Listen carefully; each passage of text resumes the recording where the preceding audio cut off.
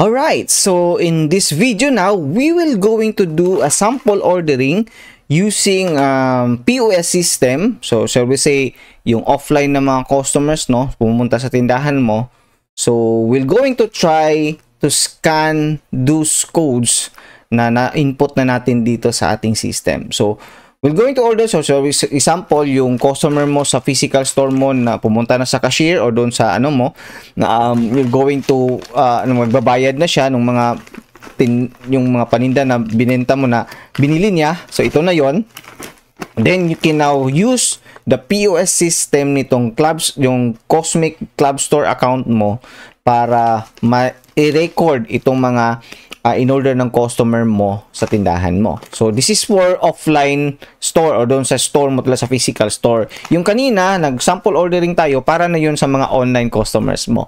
So, double kasi ito, double blade, kumbaga to, 2-in-1 kasi meron na siyang POS system para sa offline customer and then you will have the same ano lang, naka-incorporate na lahat na you will have also an online customer gamit naman yung online ordering. So this one, kapag nag-check out na yung customer, i-click mo lang itong icon na to, itong barcode na icon sa baba.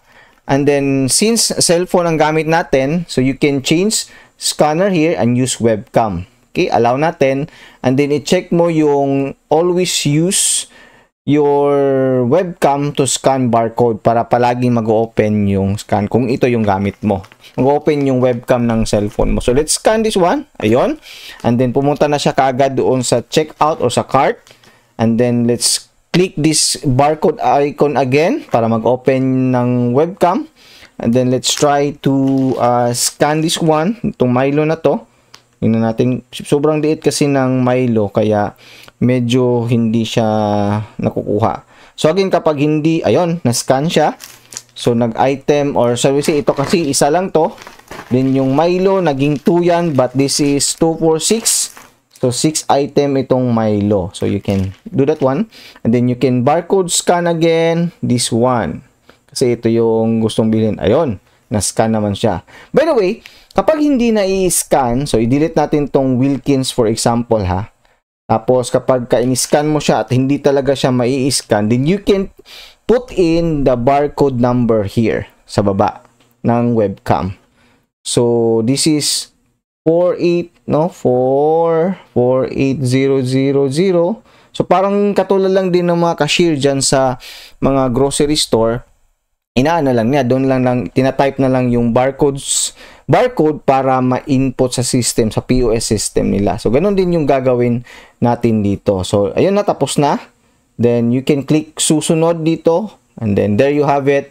Na-add na again yung Wilkins or Absolute pala drinking water dito na mineral. So, you can now proceed as POS. Alright, so ibigay mo na to sa customer. And then, click mo itong proceed as POS sa baba. And then, ayan, ang total amount na babayaran ng customer is 132 pesos. So, for example, magbabayad or bibigyan ka ni customer ngayon ng 150 pesos. So, i-type mo dito 150 ang cash ng customer. Ayan, 150. So, ang sukle is 17.59. Automatic na siyang mag-re-record or magsa-subtract. Then, save order.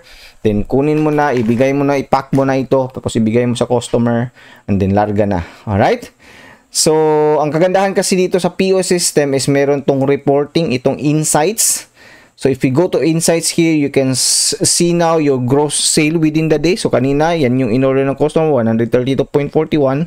And then, makikita mo rin dito mga top 10 products, top low products, which is i-discuss ko yan more sa mga upcoming or even more doon sa ating gratis training program, yung in-depth training talaga. Free lang din naman yon. Makikita mo yon by going to your, by going dito sa, ano mo, sa section, sa admin account, then go to training here.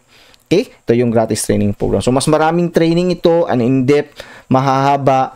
So, talagang hindi ka mawawalan ng learnings dito sa gratis or dito sa Club Store program natin. So, that's it for the cellphone. And then, next naman is yung sa ano naman, sa using the barcode scanner naman. Alright?